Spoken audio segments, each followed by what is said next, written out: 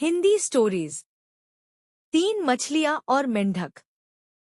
एक बार की बात है, एक तालाब में तीन मछलियां रहती थी।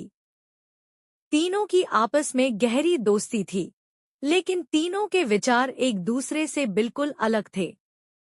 तभी एक दिन शाम को तीनों मछलियां आपस में बात कर रही थी कि वहां पर मेंढक आया और बोलने लगा, अच्छा तुम तीनों एक बात बताओ, मान लो तुम्हारे पास कोई मुसीबत आने वाली है, ऐसे में तुम तीनों क्या करोगी।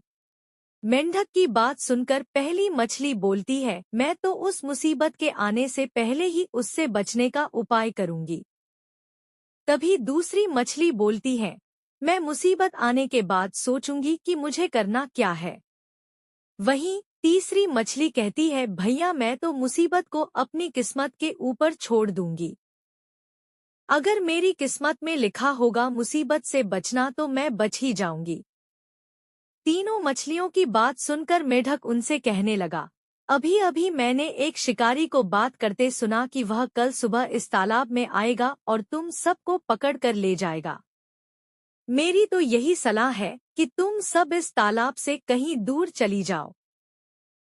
मेढक की बात सुनकर पहली मछली वहां से जाने का फैसला लेती है और बाकी मछलियों से भी वहां से चलने को कहती है, लेकिन दोनों में से कोई मछली वहां से नहीं जाती। अगले दिन सुबह होती है, शिकारी आता है। शिकारी को आता देख दूसरी मछली भी वहां से चली जाती है। अब बचती है तीसरी मछली, वो वहां से नहीं जाती।